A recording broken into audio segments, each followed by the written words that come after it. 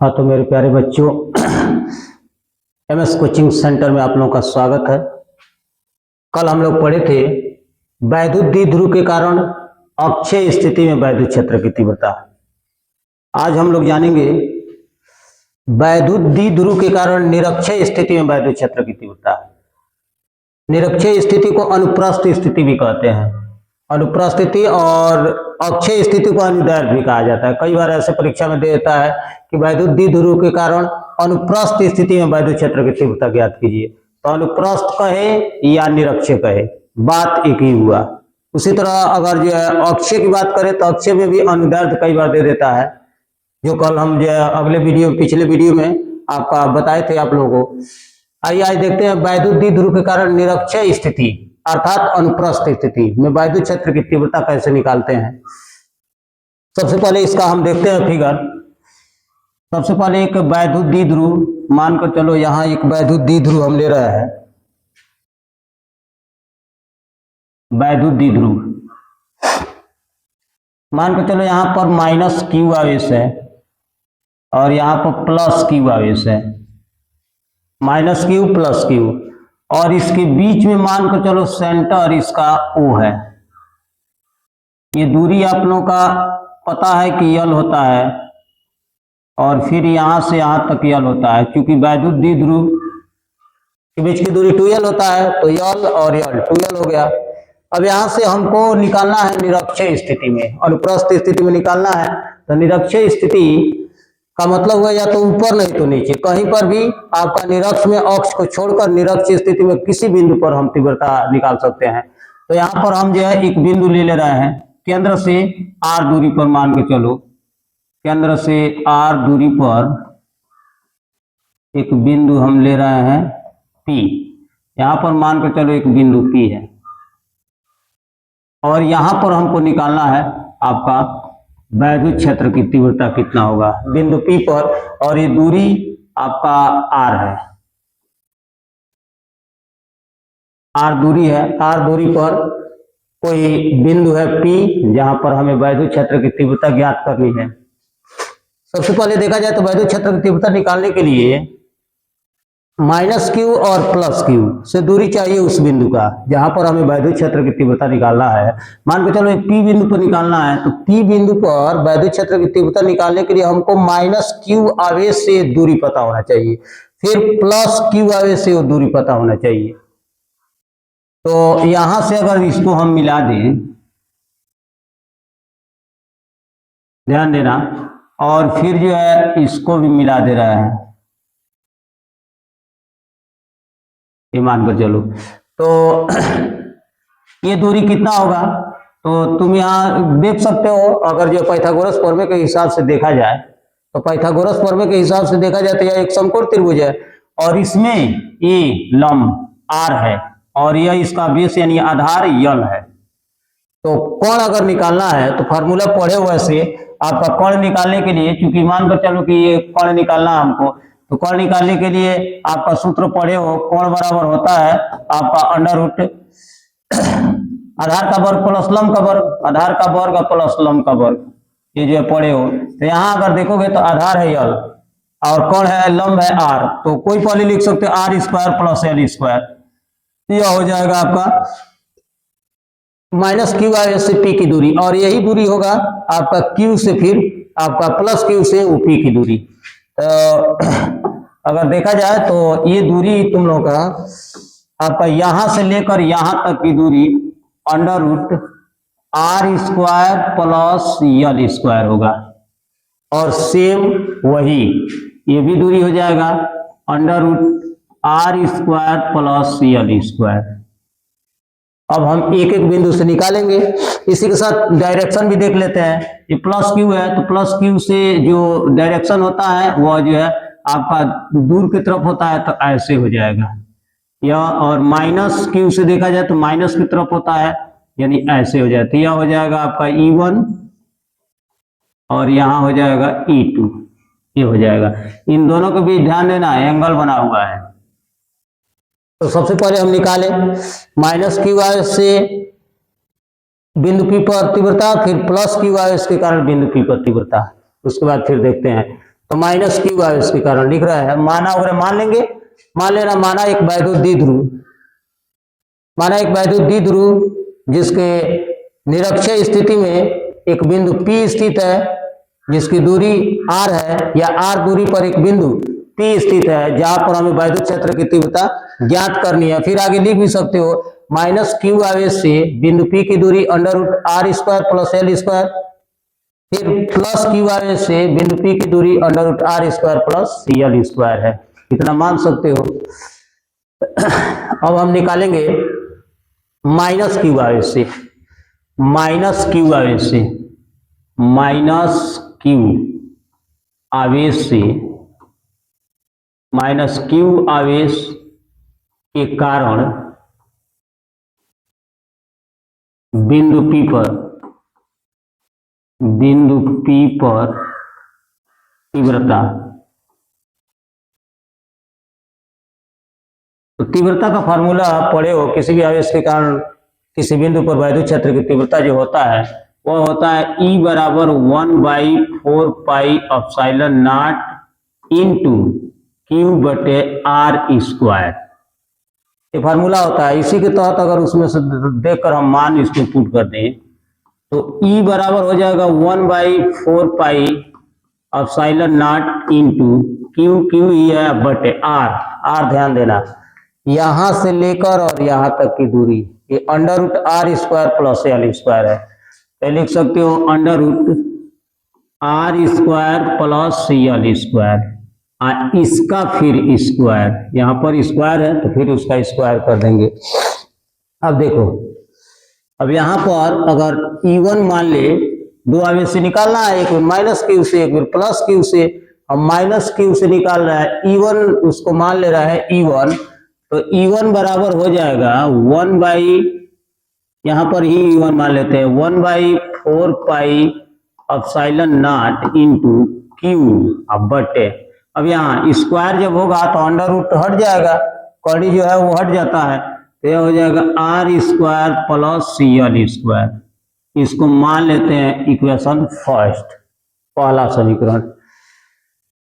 अब आते हैं सेम इसी तरह प्लस क्यू आवेश के कारण, प्लस क्यू आवेश के कारण वैद्युत क्षेत्र की तीव्रता, प्लस क्यू आवेश के कारण अगर निकालते हैं प्लस क्यू आवेश के कारण, आवेश के कारण बिंदु P पर, बिंदु P पर तीव्रता E2 बराबर लिख सकते हैं, E2 बराबर सेम इसी तरह 1/4 pi epsilon naught into Q बटे अंडर रूट, ध्यान देना वही r, तो r ये भी उतना ही है, सेम P से Q के बीच की जो डिस्टेंस है r² plus l square under root, तो लिख देंगे r² प्लस l स्क्वायर, यह हो जाएगा आपका दूरी, और फिर इसका स्क्वायर है तो स्क्वायर लगा देंगे। आगे देखते हैं, तो E2 बराबर हो जाएगा 1/4 pi epsilon naught into Q बटे, ये स्क्वायर होगा तो जिस तरह ये हटा उसी तरह ये भी हो जाएगा r² plus l square. Equation इसको मानते हैं सेकेंड, दूसरा समीकरण। अब अगर गौर से देखा जाए तो इक्वेशन फर्स्ट और इक्वेशन सेकेंड दोनों बराबर है, 1/4 pi epsilon not, 1/4 pi epsilon not Q by r² plus l square, Q by r² plus l square, दोनों बराबर है। यदि दोनों बराबर है तो थोड़े समय के लिए हम मान सकते हैं E1 यहां लिख देना आपका इक्वेशन फर्स्ट तथा सेकेंड से, समीकरण लिख देना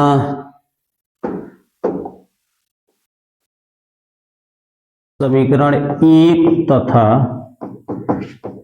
2 से, और दोनों बराबर है तो लिख सकते हो E1 बराबर E2 है।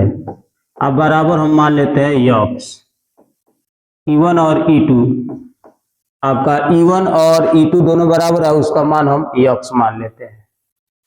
अब बिंदु P को हमको परिणामी तीव्रता निकालना है, बिंदु P पर परिणामी तीव्रता, यहां ध्यान देना बिंदु P पर परिणामी तीव्रता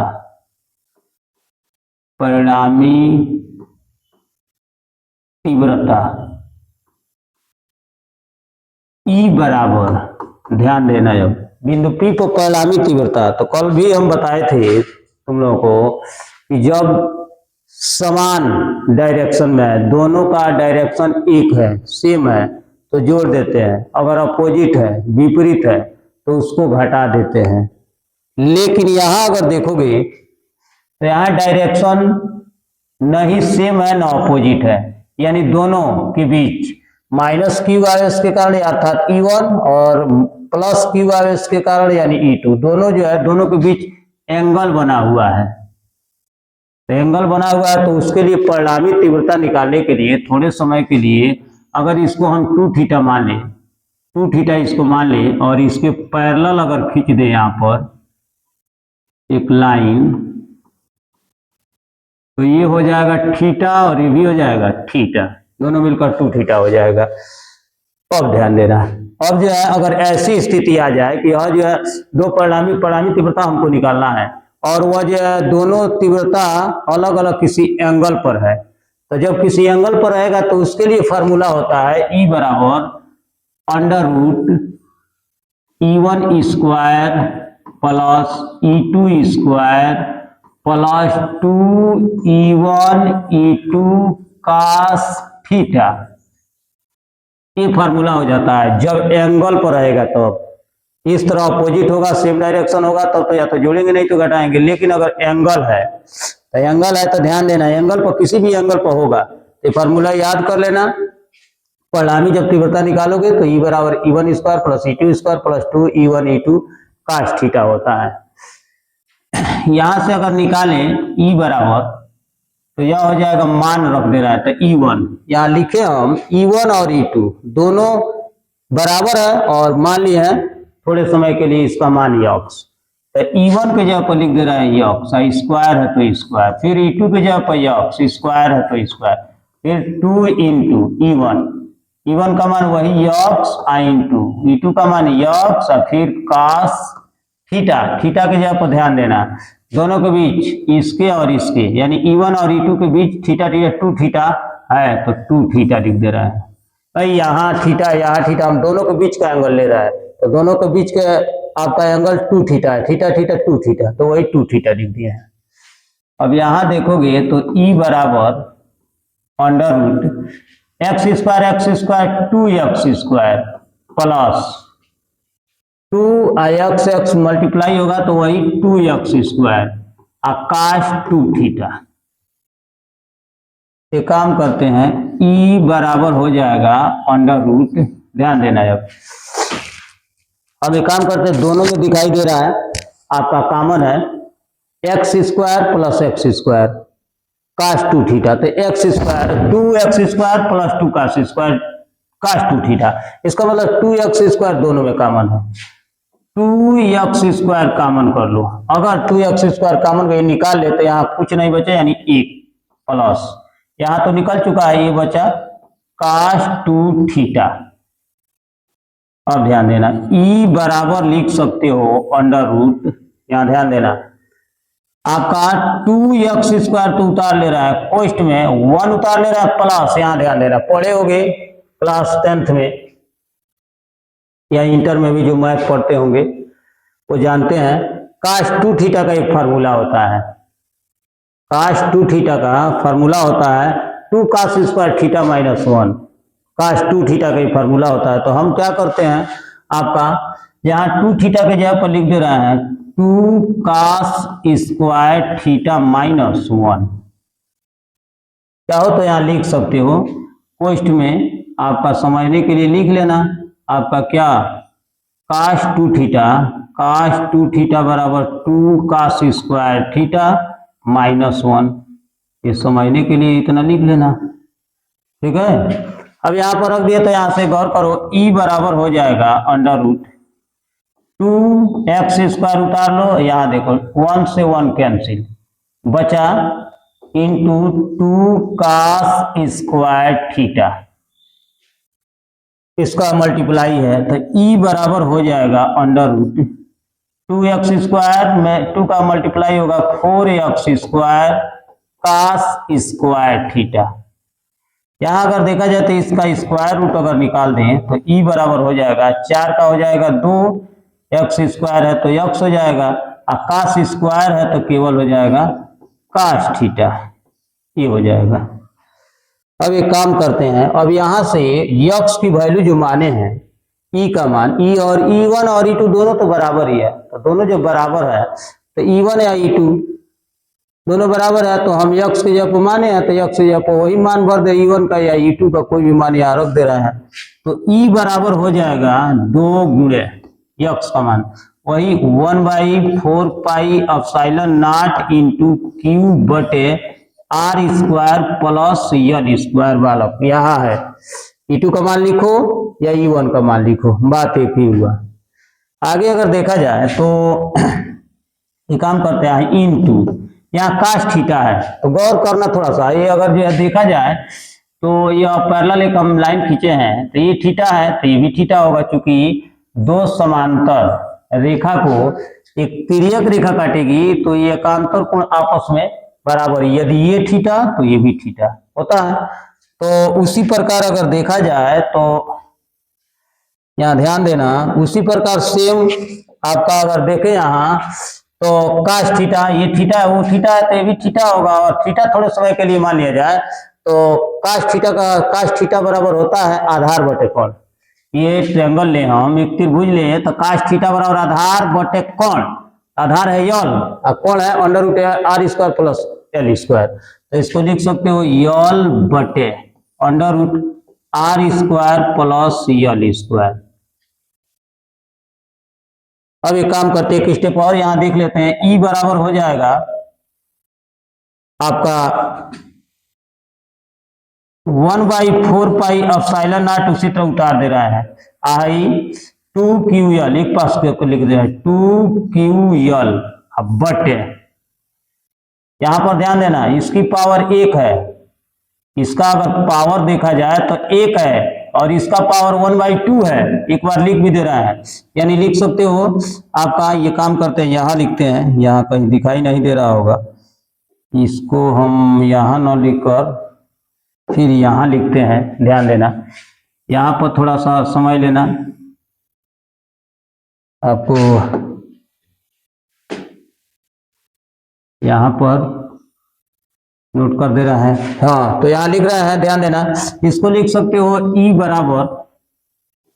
बराबर हो जाएगा आपका 1/4 pi epsilon not 1/4 pi epsilon not, उसी तरह इसको उतार लिया हम और 2QL है तो यह हो जाएगा इनटू 2QL अपान, यहां ध्यान देना इसको लिख सकते हो r² प्लस l², इसका पावर 1 है कुछ नहीं होता, इसको लिख सकते हो दूसरे क्वेश्चन में r² प्लस l², इसका पावर 1/2, यहाँ कौन हटाओगे तो 1/2 होता है, पावर होता है तो 1/2 लिख दिए। अब यह हो जाएगा ई बराबर हो जाएगा 1/4 pi epsilon naught into 2QL, ये काम करते पहले एक स्टेप और उतार ले 2QL अपान, यहाँ ध्यान देना एक घात है यहाँ 1/2 है, तो जब जोड़ोगे एक में 1/2 जोड़ोगे, एक में जोड़ना है 1/2 तो 2 करने 2 1 3/2 हो जाएगा, तो यहाँ पर इसके लिख सकते हो r² प्लस l², इसका हो जाएगा 3/2, यहाँ ध्यान देना ई बराबर हो जाएगा 1/4 पाई एप्सिलॉन नॉट इंटू, इसको कहते हो p अपान, यहाँ ध्यान देना इसको एक स्टेप और उतार ही ले रहा है, तो या यहीं पर जगह की प्रॉब्लम है, समस्या है, यहीं पर हम जो है इसको समझा दे रहे हैं, समझ जाओगे अच्छी तरह। यहाँ ध्यान देना यहाँ अगर यल का मान अगर उसमें भी ये माने थे बहुत छोटा हो यानी नगण्य हो, ठीक है, तो यल को हटा दो, यल को हटाओगे तो ई बराबर हो जाएगा 1/4 पाई एप्सिलॉन नॉट इंटू, इसको पी कहते हैं, इसको ध्यान देना यहाँ यल का मान हटाओगे तो r², इस पर होगा 3/2, 2 से 2 कैंसिल, यह होगा ई बराबर हो जाएगा 1/4 pi epsilon naught into P बटे आर क्यू ये होता है निरक्षीय स्थिति में वैद्युत क्षेत्र की तीव्रता, कोई विशेष नहीं है। थोड़ा सा ध्यान दोगे, घर एक बार जो है रिपीट कर लोगे, एक बार और वीडियो को जो है पीछे करके देख लोगे, एक बार दो बार, जितना बार मर्जी करे उतना बार, आराम से समझ में आ जाएगा। क्योंकि वैद्युत द्विध्रुव के कारण निरक्षीय स्थिति में वैद्युत क्षेत्र की जो तीव्रता है बहुत इंपॉर्टेंट है। जानते भी हो निरक्षीय अक्षीय दोनों महत्वपूर्ण है। इसके पहले वीडियो में निरक्षीय अक्षीय स्थिति में तीव्रता हम लोग निकाले थे, देखे थे। आज जो है निरक्षीय स्थिति में इसमें एक दो बार और रिवाइज कर दोगे, बैक करके देख लोगे, एकदम क्लियर हो जाएगा। एक बार और चाहेंगे इसको समझा भी दें, ध्यान देना। वैद्युत द्विध्रुव के कारण निरक्षीय स्थिति में तीव्रता निकालना है। पहले यहाँ चित्र अगर देखोगे तो यह वैद्युत द्विध्रुव है, ये वाला वैद्युत द्विध्रुव है तुम लोग का। यहाँ एक माइनस क्यू आयस है, प्लस क्यू आयस है, इसके निरक्ष में एक बिंदु पी ले लिया है। जब वैद्युत क्षेत्र की तीव्रता निकालनी है तो हमको चाहिए माइनस क्यू आयस से पी की दूरी, प्लस क्यू आयस से पी की दूरी, इसको मिला दिए हैं पी से, फिर इसको भी मिला दिए हैं। अब यहाँ अगर देखा जाए तो इसकी दूरी होगा कितना, तो ये यल है, ये आर है। आर दूरी को हम लिया है तो आर है, यल है, तो यह हो जाएगा under root R square plus L square. उसी तरह ये भी हो जाएगा R square plus L square. यहाँ पर वैद्युत क्षेत्र की तीव्रता निकालना है। अब एक बार माइनस क्यू आयस से, एक बार प्लस क्यू आयस से हम तीव्रता निकाल देंगे, उसके बाद परिणाम भी निकाल देंगे, कुछ करना नहीं है। तो माइनस क्यू आयस से बिंदु पी पर तीव्रता ई बराबर 1/4 पाई एप्सिलॉन क्यू बटे आर स्क्वायर फार्मूला होता है आपका। किसी आवेश के कारण किसी बिंदु पर वैद्युत क्षेत्र की तीव्रता 1/4 पाई एप्सिलॉन इंटू क्यू बटे आर स्क्वायर ये फार्मूला होता है। उसी को मान भरे E1 equal to 1/4 pi epsilon Q बटे आर के जगह वही है, ये वाला आर है, ये दूरी R square plus L square root में और इसका होल स्क्वायर, फिर E1 बराबर 1/4 पाई एप्सिलॉन क्यू बटे इसका जब होल स्क्वायर करेंगे तो अंडर रूट केवल हटेगा, R square plus L square होगा। इसी तरह प्लस क्यू आयस के कारण बिंदु पी पर तीव्रता निकाले तो E2 बराबर सेम वही, सेम एक ही जैसा है, कुछ अंतर नहीं है।